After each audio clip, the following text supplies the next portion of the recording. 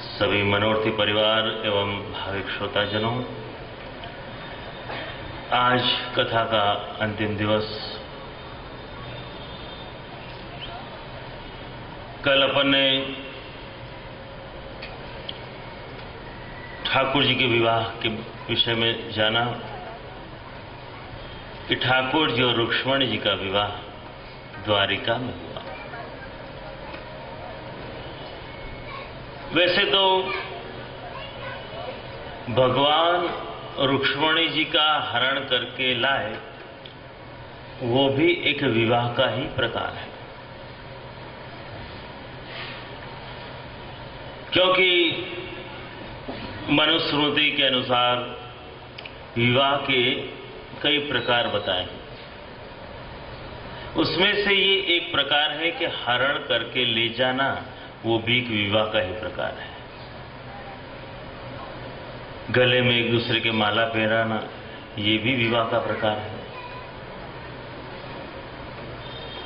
तो इस प्रकार मनुस्मृति में विवाह के अलग अलग जो प्रकार हैं उनकी चर्चा आती है। तो यहां द्वारिका में विवाह हुआ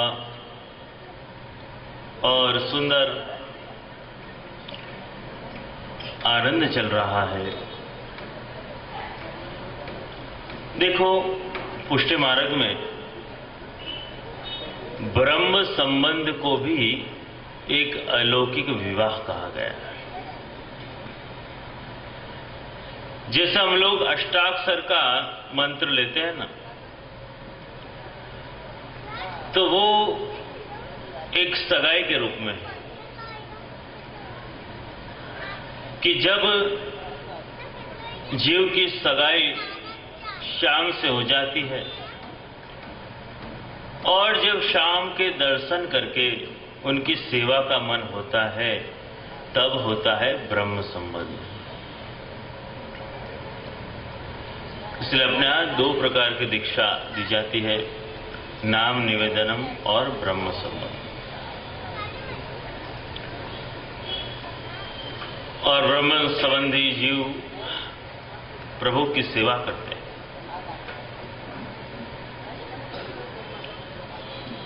तो इस प्रकार प्रभु का प्रथम विवाह हुआ है।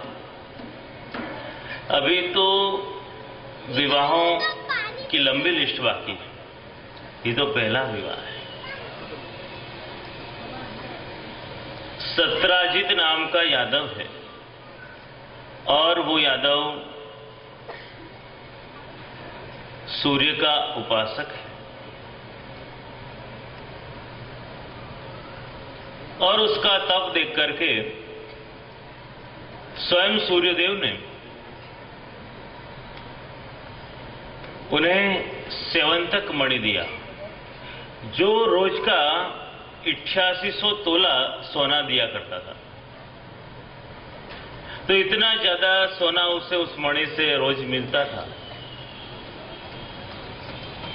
भगवान ने सत्राजित को समझाया कि देख सत्राजित, इतना ज्यादा रोज का 8800 तोला सोना तुझे मिल रहा है, तो समाज की सेवा में इसे लगा दे। उग्रसेन के यहाँ पे रख दे।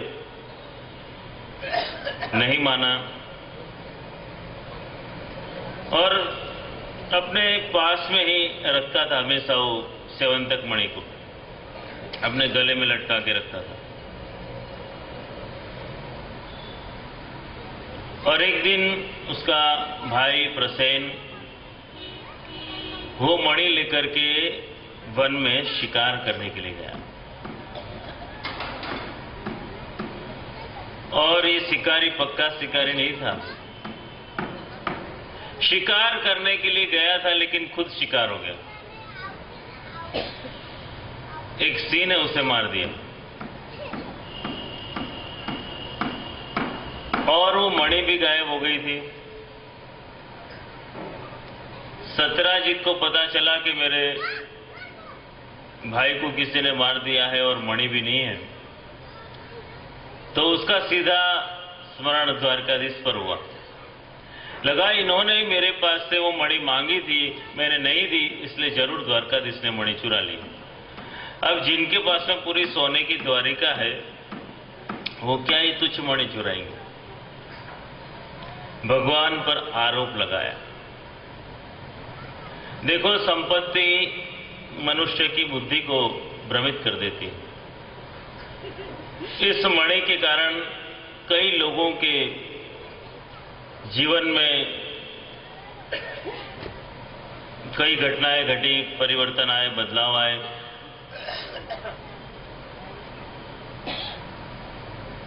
और कई लोगों को परेशानी हुई। कि संपत्ति का लोभ ऐसा है कि जिसमें पढ़कर मनुष्य पतन की ओर जाता है। स्वयं लक्ष्मी के पति भगवान पर आरोप लगा दिया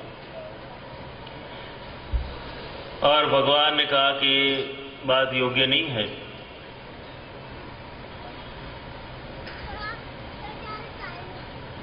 मेरे ही आरोप में से मुक्त होना जरूरी है।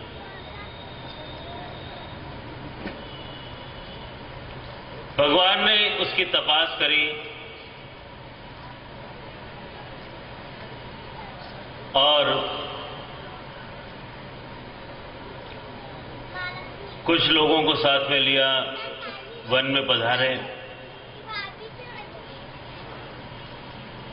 तपास करी, पता चला कि यहां पर प्रसेन मरा है और यहां पर सिंह के पैरों के निशान हैं। कोई सिंह आया है और उसने इसको मारा है और वो ये मणि लेकर के चला गया। सिंह ने जब प्रसेन को मार दिया, ये चमकता हुआ मणि दिखा, उसे कुछ अच्छा लगा, अपने मुंह में लिया और लेकर के चला गया। वो चमकता हुआ मणि सिंह के मुख में जामवान जी ने देखा। जामवान जी को लगा, अरे वाह, तो बड़ा सुंदर मणि। सिंह के साथ में युद्ध किया, सिंह को मार दिया। अब जामवान जी वो मणि लेकर के गुफा में चले गए। भगवान ने तपास करी, यहां तक सिंह के पैरों के निशान है, सिंह मरा पड़ा है, उसके आगे रीछ के पैरों के निशान।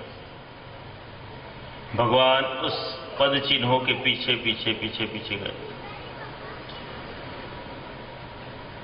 और गुफा के अंदर जब गए, जामवान की लड़की थी जाम्बुवती, वो उस मणि से खेल रही थी उछाल कर। भगवान को लगा कहीं ये मणि गिर गया तो टूट जाएगा। भगवान ने एकदम उसका हाथ पकड़ा और चिल्लाई और उसकी चीख सुनकर स्वयं जाम्बवान आ गया और जाम्बवान ने भगवान के साथ में युद्ध किया और जोरदार युद्ध चला है। जाम्बवान की आयुष काफी लंबी है। रामायण में भी राम के साथ में था, वही जाम्बवान है। और भगवान ने एक ऐसा मुष्टि प्रहार किया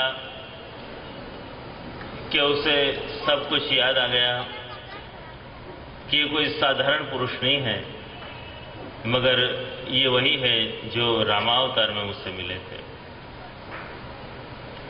और ये जाम्बवान और कोई नहीं पर ये स्वयं ब्रह्मा जी है। राम का सुंदर स्वरूप देखा था, राम का बल देखा था, इसलिए ब्रह्मा जी के मन में भी भगवान के साथ में युद्ध करने का मन हुआ था। लेकिन वहां पर मर्यादा पुरुषोत्तम थे, मनोरथ अधूरा रह गया था। कृष्ण अवतार में लाभ ले लिया और फिर भगवान को वंदन किए कि प्रभु आप कृपा करके यहां पर पधारे हो, आपको ये मणि में भेंट करता हूं और इतना ही नहीं, मैं अपनी पुत्री जाम्बवती को भी आपको अर्पित करता हूं, आप इसे भी स्वीकार करो। और भगवान ने जाम्बवती का भी स्वीकार कर लिया, मणि भी ले लिया और भगवान का दूसरा विवाह जाम्बवती के साथ। जब वो मणि लेकर के उग्रसेन की सभा में भगवान ने रखा और सभी को पूरी बात समझाई कि इस प्रकार से सिंह ने इसे मार दिया था, फिर ये गुफा में जामवान लेकर के गया था, वहां से मैं लेकर के आया हूं, और सत्यराजित ने झूठा आरोप मुझ पर लगाया था। ये बात जब पता चली तब सारे लोग उससे नाराज हो गए कि तूने द्वारकाधीश पर गलत आरोप लगाया, और लज्जित हो गया। उसने सोचा कोई उपाय निकाला जाए, और उसने उपाय निकाला, अपनी पुत्री सत्यभामा का विवाह द्वारकाधीश के साथ में करा, तो लोग मेरी निंदा नहीं करेंगे। उसने भगवान को विनती करी कि आप ये मणि भी रखो और सत्यभामा को भी रखो।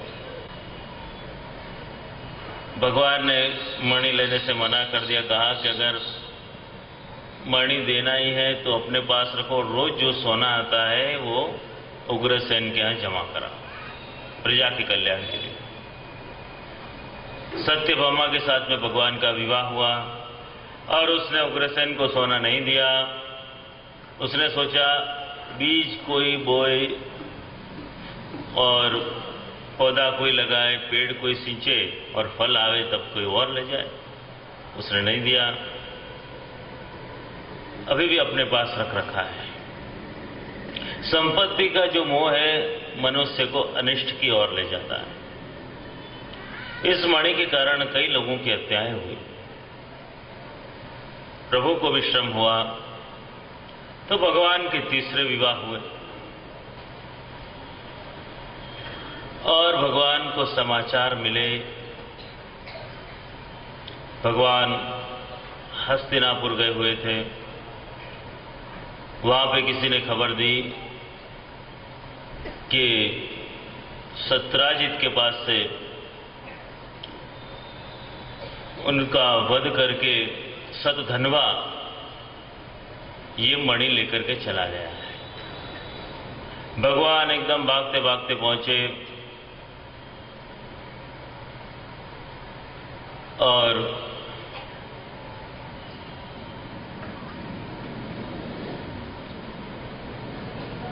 वहां सतधनवा को पकड़ा, लेकिन उसके पास से भी मणि नहीं मिला।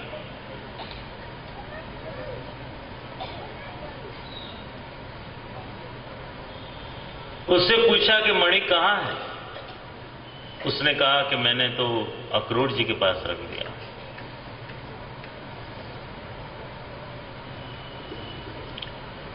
भगवान अक्रूर जी के पास गए। अक्रूर जी इसका सदुपयोग कर रहे हैं और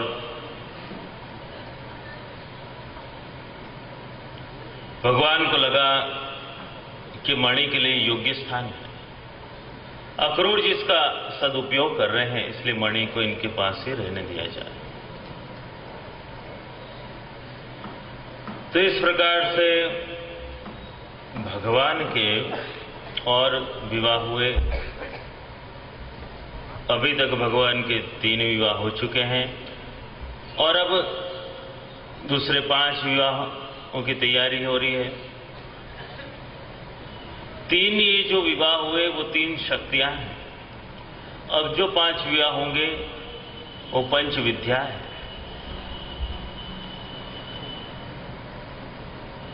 चौथा विवाह कालिंदी जी के साथ हुआ।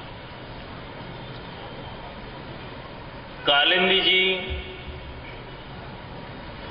सूर्यपुत्री, लेकिन ये कालिंदी जी उर्षि यमुना जी नहीं है। ये कालिंदी जी पटरानी है और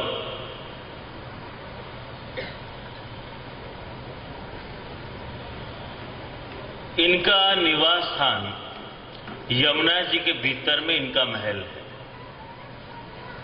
यमुना जी चतुर्थ प्रिया है और ये चतुर्थ पटरानी है। तो कालिंदी जी ने तप किया प्रभु की प्राप्ति के लिए और भगवान ने उनका स्वीकार किया। फिर भगवान का विवाह मित्र वृंदा जी के साथ में हुआ।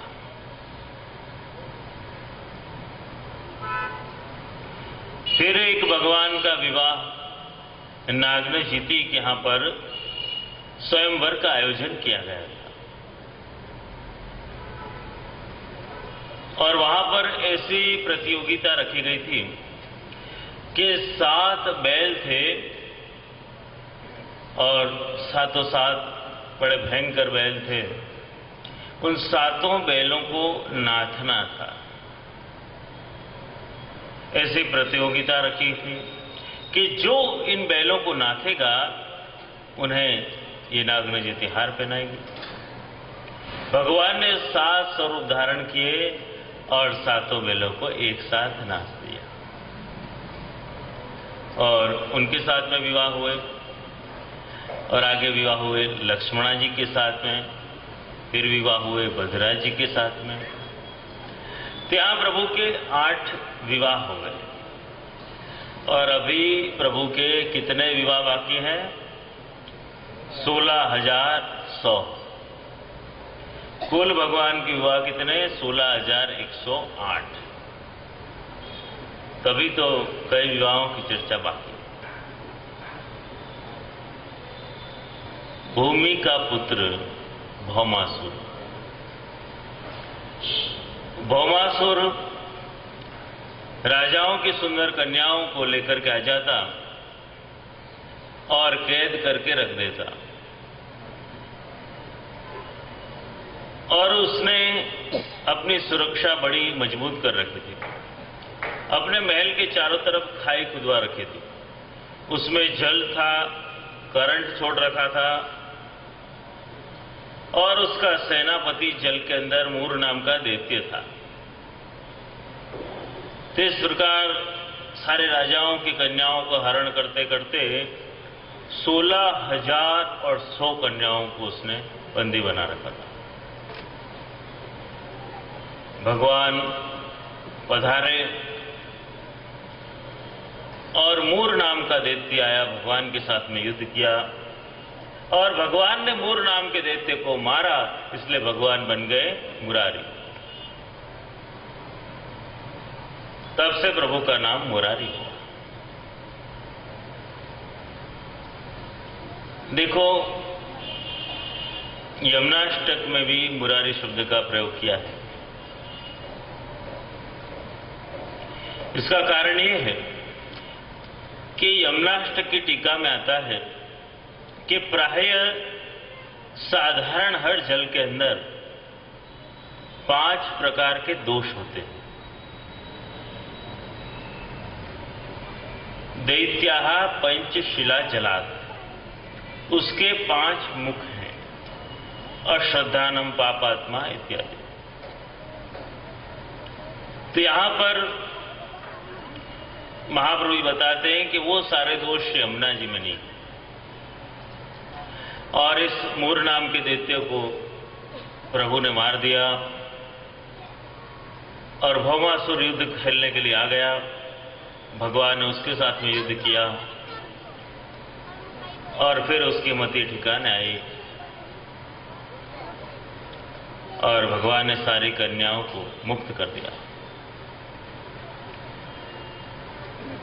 अब सारी कन्याओं से कहा कि तुम अपने अपने घर में चली जाओ। सारी कन्याएं भगवान के चरण पकड़कर कहने लग गई कि अरे अब हमारा स्वीकार कौन करेगा? हमें तो भौमासुर ने रख रखा था, अब तो हम आपकी शरण में हैं, आप ही हमारा स्वीकार करो। और प्रभु परम कृपालु हैं, प्रभु ने सभी का स्वीकार कर लिया। एक ही मुहूर्त में, एक ही साथ में 16,100 कन्याओं के साथ में विवाह किया, एक साथ, इतने स्वरूप धारण करके।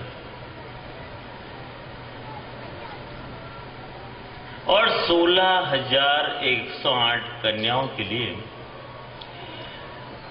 16,108 सोने के महल बनाए। सभी के साथ में भगवान रह रहे हैं। सभी को आनंद आ रहा है कि प्रभु मेरे साथ हैं, प्रभु मेरे साथ हैं।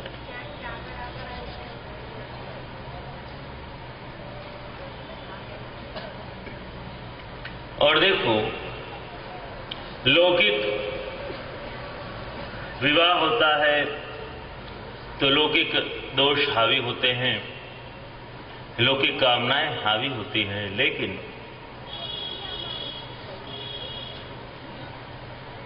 यहां भगवान का जो अलौकिक विवाह हुआ है उसमें स्वयं कामदेव भगवान के पुत्र के रूप में प्रकट हुए। प्रद्युम्न जी का प्रागट्य हुआ। वसंत पंचमी का दिवस आया है। देखो, अपने यहां हवेलियों में तांबे का कलश, आपने दर्शन किया होगा, तांबे का कलश वसंत पंचमी के दिन में रखा जाता है और उसमें पुष्प है, पत्ते हैं, वो सब रखा जाता है, उसका पूजन किया जाता है। क्योंकि उस दिन वसंत पंचमी के दिन प्रद्युम्न के स्वरूप में स्वयं कामदेव ने प्रागट्य लिया। वो भगवान के यहां पुत्र के रूप में प्रकटे। और एक तो पुत्र के जन्म का आनंद द्वारिका में, और दूसरा वसंत पंचमी के उत्सव का आनंद। क्योंकि हमारा कहना तो रसिया है।